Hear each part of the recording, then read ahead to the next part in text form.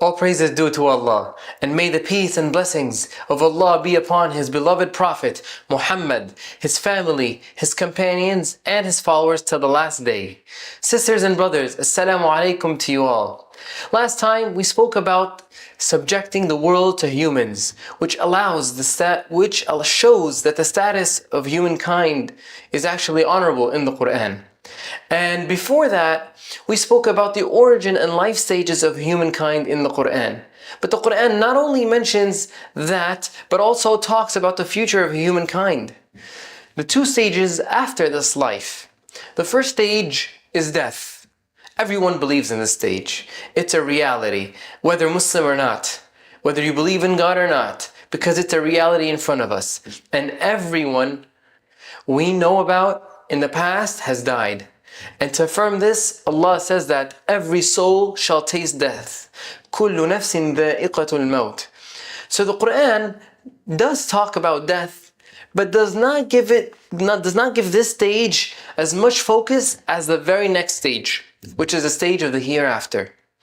After death, the Quran explains that there will be resurrection, accountability, and heaven and hell, the reward or punishment. This is not specific to Islam only, but also the other Abrahamic faiths and even other religions as well have this, with varying differences. So the people in Mecca at the time, they believed in Allah, they believed in God, and that He was the creator of the universe. As Allah mentions in the Quran, وَلَئِن سَأَلْتَهُمْ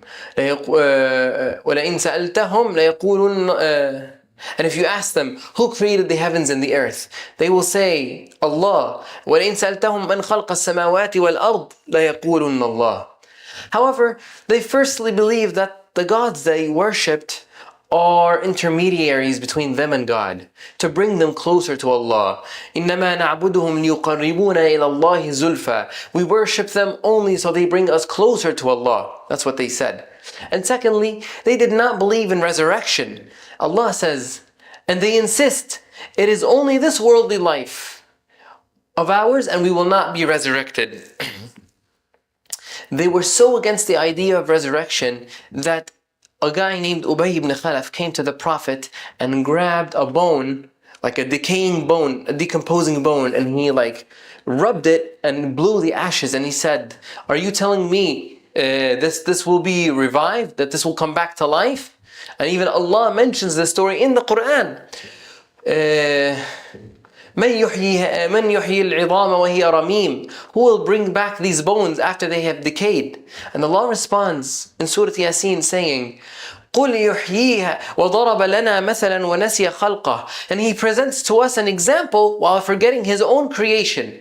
قَالَ مَنْ يُحْيِي الْعِظَامَ وَهِيَ رَمِيمٌ. Who brings back these bones after they have decayed? قُلْ, say, O Muhammad, يُحْيِيهَا الَّذِي أَنْشَأَهَا أَوَّلَ مَرَّةٍ وَهُوَ بِكُلِّ خَلْقٍ عَلِيمٌ. Say, they will be revived by the one who created them the first time, and He is of all creation knowing.